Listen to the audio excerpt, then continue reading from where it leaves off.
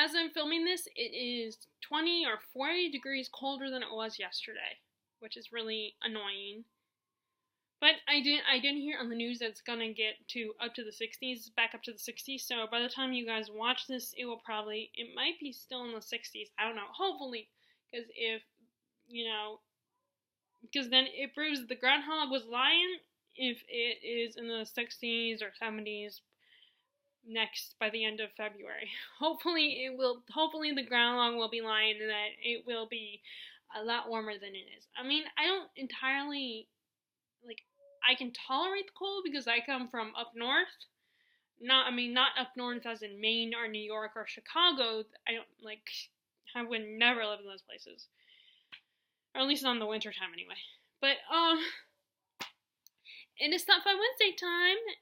And if you are new to Top 5 Wednesday, it is a Goodreads group created by Ginger Reads Lady and Sam from Thoughts on Tomes. And this week's topic is characters you would break up with. And I will post the link to the Goodreads group below for topics and such if you want to participate in Top 5 Wednesday. So, most of these are YA, with one exception, which is a book I just finished earlier this month. And it's kind of sad because I will still, I defend the YA type books because, again, I refuse to see YA as a genre. It's not a genre to me. It's not like horror or fantasy or thriller or suspense or sci-fi or romance, or nonfiction. To me, it is for, because, anyone that's in the young adult category, even amongst young adult, they have separate genres. So it's not a genre. It just drives me crazy when people refer to it as a genre. But then at the same time, I can't figure it out. When I refer to it, I can't come up with a quick word to explain what I would consider the term young adult. So I guess it's a category or a type. I don't know. But anyway, but either way, it's kind of sad because I will defend YA, but I can definitely see the flaws as I've gotten older. And it's so frustrating because it's hard to defend. It just gets harder and harder to defend young adult fiction because there are so many problems in young adult fiction. But there are authors that are trying to improve that and change that. There are more authors trying to put more diversity in books, but people will still note that there are still cliches and tropes in these stories. But then again, there are tropes that people, even if they use that trope, people might still like that trope. But anyway, so here are the characters I would break up with, and most of these, with the exception of the one adult book, I don't have any of these books anymore. But I do have the one adult book, but I might be donating it to the bookstore, which I just came from, as of today. We're in my handy dandy notebook. Let's find it, that list. Where is it? Nope. Where is it? Okay, so top 5 love interests I would break up with. Okay, first I'm going to start with the adult book. And of course on this list I refer to it as number 5, but technically these are in no particular order of which one I would be more prone to break up with. I put them down with when I thought of them. Okay, so first I'll talk about the one from the adult book, and that is in Sweet Bitter, the bartender Jake. So Sweet Bitter is about 20-something woman, Tess, who leaves her life behind, her Midwestern shelter, perfectly ordered life behind, and decides she wants some independence and wants this great adventure. So she goes to New York and gets a job at a high-class restaurant, but then learns about the restaurant biz and how complicated and messy and sometimes uncomfortable it can be. Like, the people that work on the restaurant, they're so fast-paced, and people at this restaurant can be kind of mean to each other and, but at the same time, just mess with each other, and it can get pretty ugly and a lot of drugs so that they can survive working at the restaurant. Then she kind of gets caught up in this some like this weird love triangle kind of situation. It's not a traditional love triangle. Like, it's not the kind of love triangle you've seen in a lot of YA novels. It's kind of like Tess falls for Jake, the bartender, but she also kind of falls for Simone, the head waitress, who is also the wine expert at the restaurant, who becomes kind of her mentor. But Jake is the one she's literally dating, and he's kind of he's kind of a jerk to her. He's the typical bad boy. Come on. My dog's trying to get up on this chair with me. Come on. This room. Come on.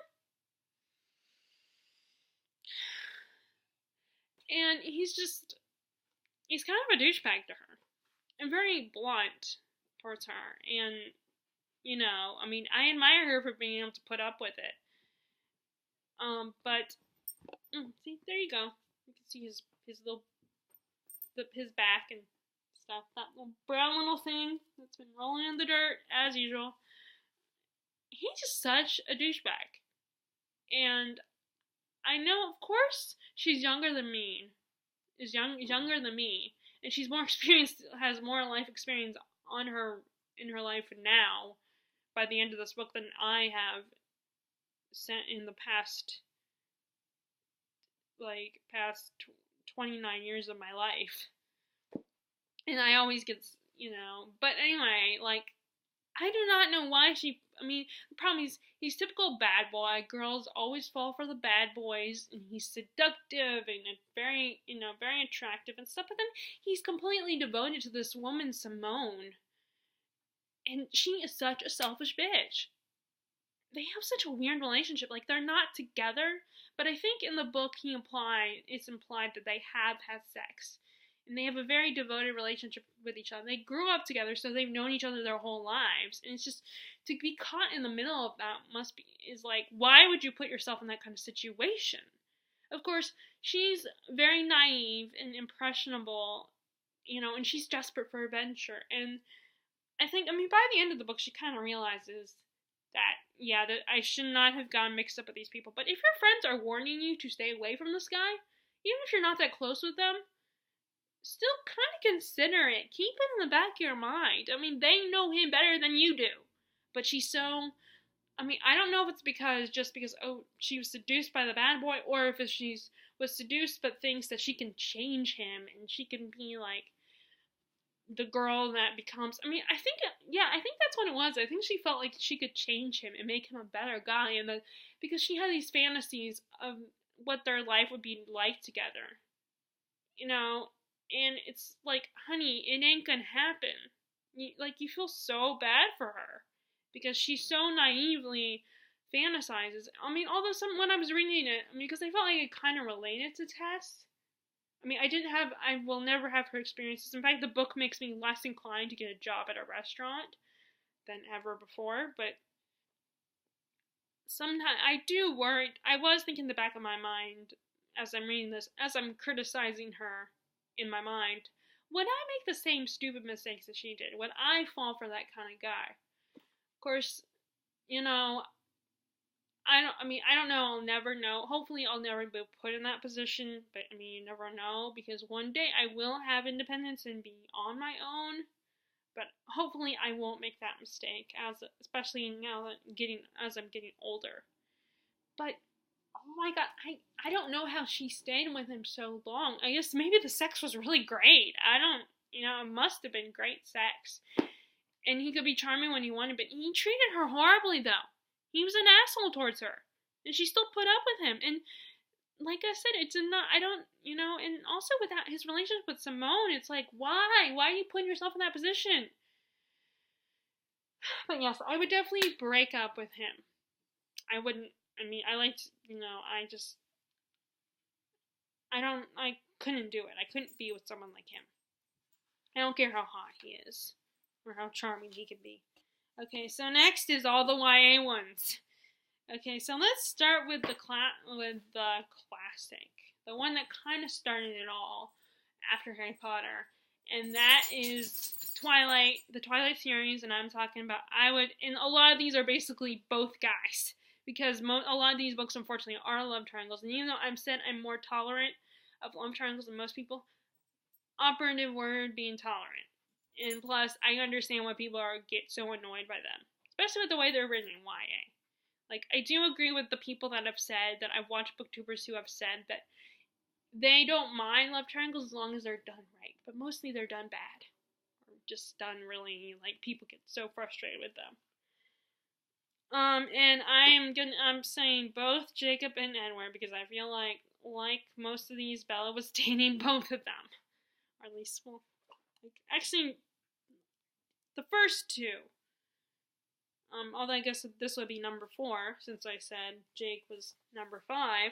So number 4, Edward Cullen and Jacob Black. Oh my god. Like, they are such stalkers and so controlling and possessive of Bella. Like, it's like, I get that they're attractive and they can be sweet when they want to. They're very sweet at times, and they're hot, sexy, supernatural beings, and one of them's immortal and one of them's a really muscular werewolf. But it's like that girl was constantly had a target on her back, and Edward watching her when she slept. It's like, on the one hand, if they had been dating at the time, and they had sex by then yeah, I could see where that would be cute. But they weren't together. He just stared at her, and he was such an asshole to her when they first met. And he was so weird, and then. Okay, I'm pretty sure most people have read the series, or at least are familiar with it, or have seen the movies. So, like, I'm not gonna worry about spoiling anybody, so if you just, but in New Moon, when he leaves her, because, it's for your own good, I'm gonna, she's gonna get, first of all, I have enough issues with Bella as it is, because the dumbass girl was like, just to see him, of course, someone I remember, so I go back and forth on the whole Bella thing, on my feelings on Bella, because someone did point out, well, she was going through depression. She probably had depression. So I don't know, but I don't think she was the best role model for young adult girls that read young adult, but then again, maybe she was, in the fact that she was so bad, that she was a good role model, because of her flaw, because of how messed up she was as a character. But I don't know. You know what? Forget that. She probably was, I don't know. I have such mixed feelings about her character. But like I said, we're talking about the characters I would break up with. Grant and I would probably break up with her too, because I couldn't handle and deal with that. But, and she would just frustrate me to no end. I'm sorry, I don't have the patience, and maybe that's unfair of me, but I don't have I wouldn't have the patience for her. But, I hate it when male characters do that. When they're like, I'm gonna leave you because I could get you hurt. It's for your own good. It's like, why don't you let her make her own decisions, you moron?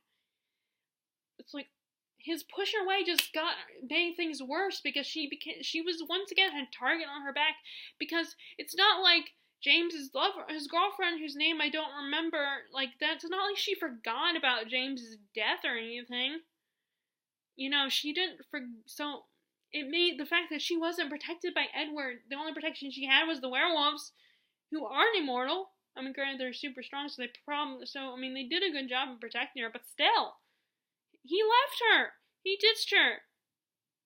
It's just because he was all like, oh, I'm not good for you, or I'm gonna put you in danger. It's like, oh my god, you idiot. And then he gets so possessive of her, and he has the nerve to be like, I'm gonna go kill myself because I think you might be dead. Let's see, you're the reason that she was put in danger in the first place, and not because you were with her. You were better off protecting her when you were physically still in the same place. The fact that you left her because you thought it was better for her is why she was put in danger. You're lucky that Jake and his pack were around. And then Jake, He's not even, he gets so possessive of her, and he's not even her boyfriend. Like, she just, of course, granted, it wasn't fair of her to lean on him after Edward was, like, ditched her, left her. You know, so it's like, yeah, she shouldn't have leaned on you in the first place, but you are not her boyfriend. Okay? You have no right to her. You have no right to, like, be all, like, tell her what to do and stuff. And then, in Breaking Dawn, he has the nerve to be all mad because she's not gonna get turned before her honeymoon. It's like, you don't own her. You're not her older brother or her boyfriend. You have no right to tell her what to do. Maybe it was a stupid decision on her part, but you have no right to tell her. You have no right to be like, oh, you can't do this. You shouldn't do this. She has a right to make her own decisions. That was the problem. They did not let her make her own decisions. She needed to be, and she was too much relying on them to decide for her. I mean, the only decision she made was to remain neutral and be like, I'm Switzerland, which I thought was actually really funny, really hysterical. Her whole Switzerland comment when the two guys were fighting in clips about, being boss of Bella, and she was like, okay, I'm Switzerland, I'm neutral, which, I mean, I thought that was really funny, but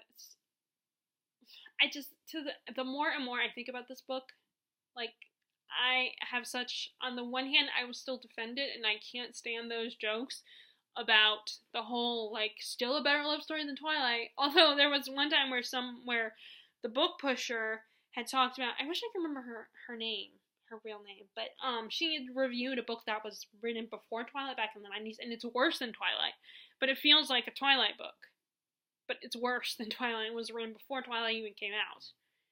And someone made the joke about, they started to make still a better love story than Twilight, and then we're like, oh, wait, it's worse than Twilight. Which, that actually was kind of funny. But both guys, oh my god, both of them just drive me crazy, and it's like, not in a cute, sexy way. I mean, as in, like I said, I would break up with both of them. I'd be like, you know what, I'm done. I don't want to deal with this. I don't have to worry about being a target. Unfortunately, she couldn't get out of it she wasn't going to get out after she got pregnant with Edward's baby.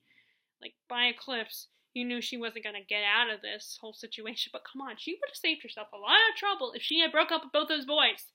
I mean, she shouldn't even have to break up with Jacob, but clearly the dude was delusional and felt like he had the right to tell her what to do as if he was her boyfriend. And it's so sad that the more, yes, I will still defend, like, I still have kind of a soft spot for it, but at the same time, it really frustrates, and the book series really frustrates me. It's just, ugh.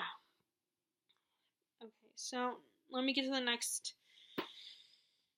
Okay, so let me go with number 3 being the next twosome that I would break up with, and that is from Iron Fae, and I was just reminded of this series because Super Specs read the first book, and she didn't hate it, but she didn't love it either. I don't think she said it felt like a generic young adult series, but I think she's gonna continue reading it. But I would break up with the actual couple, with both members in the pairing, both members in the couple, Megan, Chase, and Ash. Okay, so this is not as famous as Twilight, so let me just tell you. Okay, so this is basically about this girl who, her brother gets kidnapped by fairies, and she goes to rescue, she finds out that her best friend, Robin, is actually Robin Goodfellow, aka Puck from A Midsummer Night's Dream. And she finds out that her brother not only was kidnapped, but he's replaced by a changeling. If you know what that is if you're familiar with Fae mythology. And so she goes, Robin takes her to the land of the Fae, and she finds out that she is half Fae, and she is the daughter of Oberyn. And basically she experiences what it's like in the Fae, meeting all these Fae creatures who kind of treat her horribly and mess with her and stuff like that. And while she's on this rescue mission to save her brother. And the first book is basically her on the rescue mission and being part of the Fae court. and getting to know it.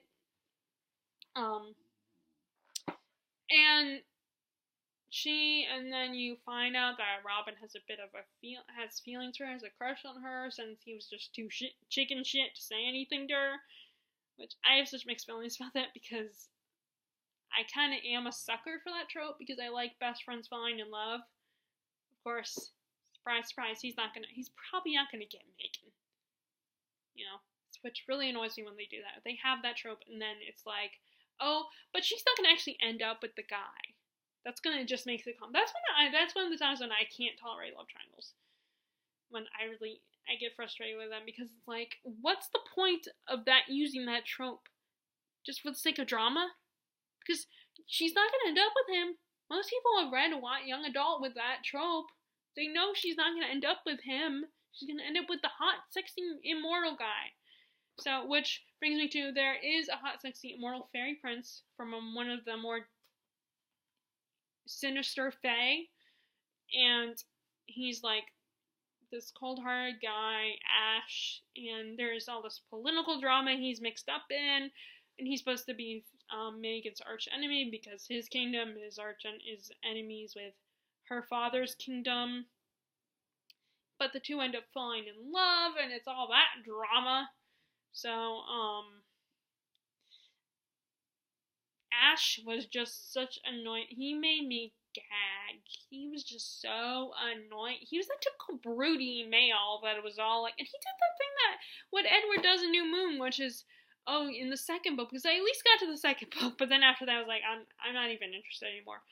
Where, we need to stay away from each other. I'm not good for you, and like blah blah blah. And then she was still pining over the dude, just like Bella was pining over Edward.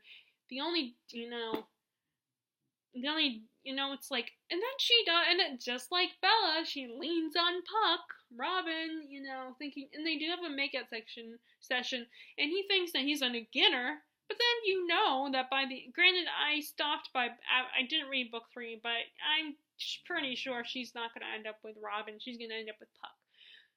She's gonna end up with Ash, but I like Puck and Robin. I wanted her to end up with, but I definitely preferred him over Ash. He was funny, he was cool, he was easygoing, he still had a little bit of broodiness to him, but it wasn't like emo broodiness.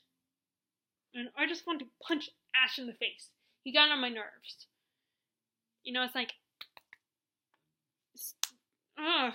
And then Megan, was so dumb and kept making dumb decisions, and she drove me crazy. She was an idiot.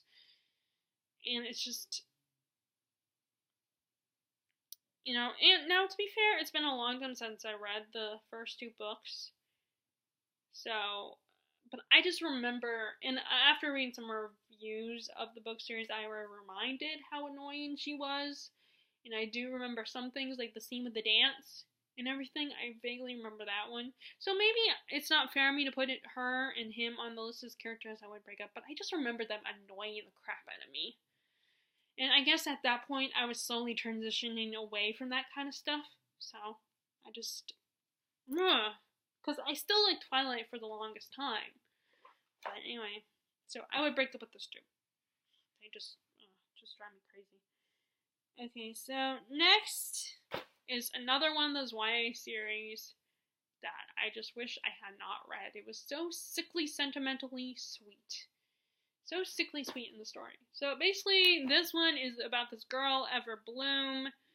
Her parents are dead. Somehow she survived. She's living with her aunt. But for some reason, she can't touch people because she can't get close or touch people because then she'll see their auras and stuff like that. So she basically cuts herself off. The only person that she is close with is her best friend, who's a total bitch. Why? That's not a trope that annoys me. It's why do the protagonists always end up with a horrible best friend who ends up being a complete bitch? And, of course, when it comes to fantasy, she ends up being the bad guy, most likely, which is what happened in this series. Or, in contemporary, she's just a bitch. But it's like, I don't know, that trope just bothers me to no end. Why do people give girls best friends that are horrible like that? I'm reading the Reconstructing Amelia, where they also did that trope, where the main character, one of the main, there were two main protagonists, Amelia and then her mom. And in that one, she also had a horrible best friend. She's so selfish and such a brat. But anyway, but Ever was made up for her best friend's brattiness. Except for her, she was one of those brats that didn't admit to being a brat. She didn't realize that she was a brat. She's one of those girls, the closet version of it, where it's like she pretended like she was all sweet and innocent, and everyone apparently loved her because she's a little flower. Either there or they were obsessed with her in some capacity. And so basically, she finds out that she has these powers, and that this guy Damon, who comes to her school, was her lover in several past lives, and which I gotta admit, I thought that concept was kind of cool at first, and I think that's what kept me reading, was the whole past lives plot. I thought that was really cool, but that's basically them trying to be together, but she doesn't, she's like, in the first book she doesn't trust him, but then in the second book, but the big conflict of this whole story is that she ends up getting her and her boyfriend cursed, so they can't have sex until she breaks the curse. And she keeps trusting the bad guy, relying on him to help her, but things just get worse and worse because she's a dumbass and has made dumb decisions, relying on the bad guy, and then she even makes the dumb decision of turning her friend immortal to save her life, and then, like I said, her immortal best friend becomes the bad guy, and she ends up falling for the original bad guy, and then, but then when the other love interest, the other guy that has a thing forever, and is all in love with her, that apparently was also in their past life, he essentially, is the one who kills the bad guy, but then Ever, of course, gets blamed for it by Haven, her supposed best friend, who ends up being, like I said, the bad guy. But despite that, Ever was just so incredibly annoying and whiny, and there was one point in the second or third book where Damon, the guy, the main love interest, he was all trying to live a better life, because he was kind of a spoiled brat, living the rich life and everything. So he decided to be a minimalist and get rid of all the nice fancy stuff. And then Ever's all like, "That's weird. I don't like that. I don't like what you're doing. Something's wrong with you. So I'm gonna pitch a fit and whine." Really? And then, like I said, and someone reminded me, and again, this is another one that I kind of was reminded of all this stuff and why that it annoyed me and all that. Also, she doesn't listen to people who give her smart advice. She's so arrogant and assuming she knows exactly what she's doing, and that's the problem with a lot of YA protagonists, especially the females. They're so arrogant and think that they know exactly what they're doing, and trying to protect their loved one, the people that they love, so they constantly are putting themselves and their loved ones in danger because they're arrogant idiots who think they know exactly what they're doing. Okay, so I know it's sad considering that I admitted in the beginning of this video that I defend YA, but I also said in the beginning, I definitely see the flaws in YA books, which drives me crazy because it's like, I'm not saying a book is perfect, it doesn't have to be perfect, but just some of these things that make why people have such low opinions of young adult books, you gotta fix them. But oh my god, I want to smack that bitch. And plus, like I said, the series was sickly sweet and had a nice, neatly wrapped bow for the ending. Everything was all perfect and dandy, and also they could have sex. You call that a conflict? You call that a problem? Really, yes, I know sex in relationships is a big deal and everything, but so what? You can't have sex. It's not the end of the world. But anyway, the last one, number 1, that was number 3. Number 1 is one that I remember a lot better than all the other YA books.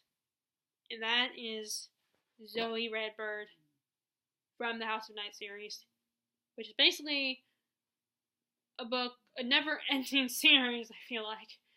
I mean, it's not like those companion where they keep writing books, but there were so many books written by this mother-daughter team in this series. It just, every time I thought it was going to end, it was like, wait, there's another book coming?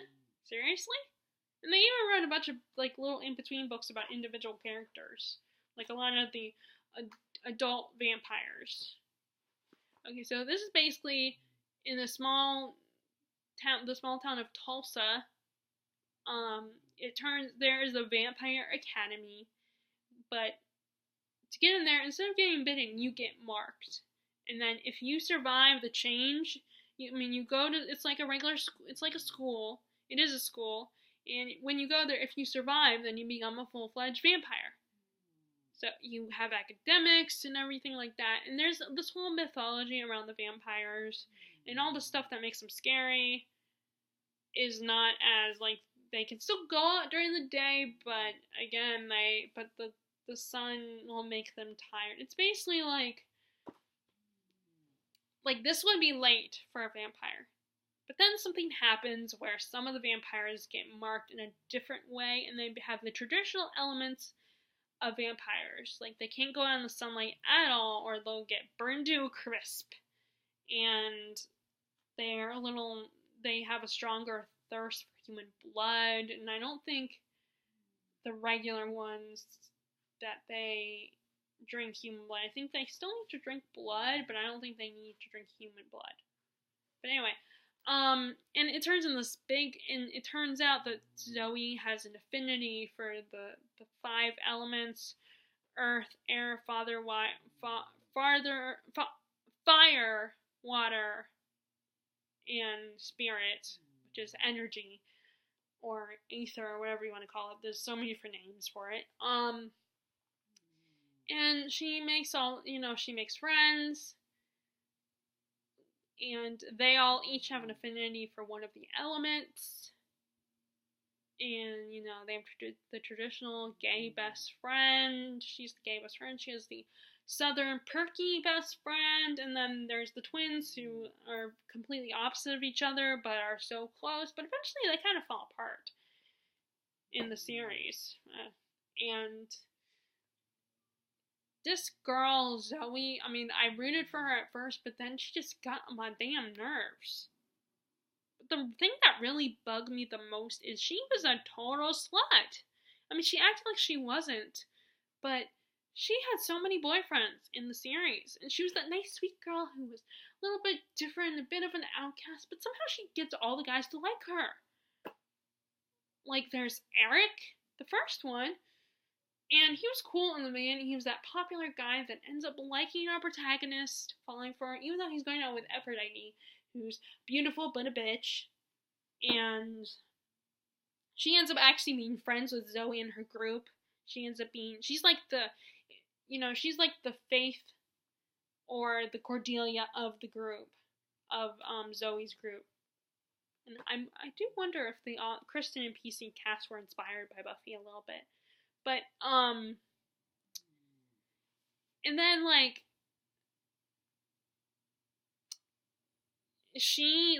and then in the second or third book, she sleeps with a teacher, seduces her. And she sleeps with him. And don't give me that, oh, he manipulated her, and oh, she was so naive. It's like, it's common sense that you don't sleep with an older man that's your teacher. Okay, I do know that there are some people who are naive, stupid enough to, but I thought Zoe would know better. She's supposed to be a good girl, and she's dumb enough to fall for her teacher, and turns out her teacher's working for the evil vampire woman. It's like, are you kidding me? You cheated on your boyfriend for that dude?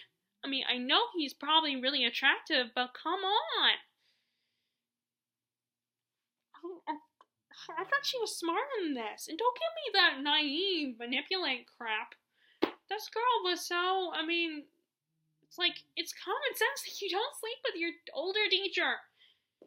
I mean, I don't get people who do that. I mean, granted, you know, Buffy the Vampire Slayer, they made you feel sympathetic for that, for a couple who does that. You know, they made you feel, but I mean, they were doing that on purpose because they were trying. I think they were trying to use it to kind of mirror Buffy and Angel's relationship because he was this older man vampire guy, and I guess that's their excuse that, oh, the 16-year-old girl.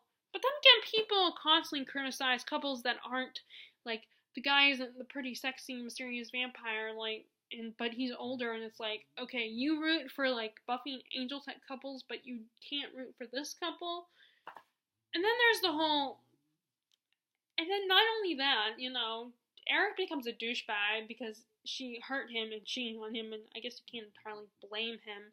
And then, like, there's her old boyfriend, Heath, from high school, when she was still a human, who, like, I start to like him later on in the series, but oh my god, that little dumbass was doing drugs and stuff. I mean, that's why she broke up with him, because he was doing drugs and everything, and it's like, getting into trouble and drinking alcohol and all that. And it's like, you moron. But the good news, he got his act together. That's why I started to like him later on.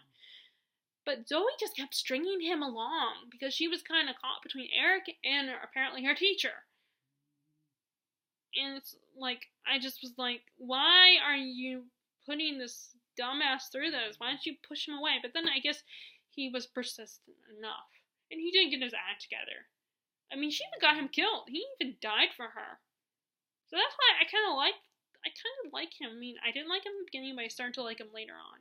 Like, in the beginning, I was like, go away. You're not with her anymore. And then after there was Stark, who is the only one of her boyfriends. Like, he's number one on my list out of the guys that she dated. And he put up with all her crap. And I don't know how he dealt with it. You know, I don't know how he lasted so long. You know, he's a little cooler than Damon from the Immortal series, but, I mean, and I can, like, unfortunately, Damon kept forgiving Ever, while Stark, I think he was a little harder on Zoe. He wasn't as forgiving, and I don't know what happens towards the end of the series, but, like I said, I was so tired of it. And Zoe she was keeping secrets constantly from her friends, and it's like, they called her out on her bullshit, and so did, like, and especially, Aphrodite, that's the one who kind of reminds me of Cordelia, and Anya in a way. She kept calling her, more so Cordelia, I think, kept calling her out on her bullshit, and it's like, it's poor Zoe, she's so sweet and innocent, she's the chosen one, but although, you know, even her friends couldn't handle after a while, even her friends just got pissed at her, and at first when I was reading the book, I kind of felt sorry for her, but now, after a while, I was like, really, you know, it's like, you are so dumb, and she just drove me nuts, and I just wanted to smack her,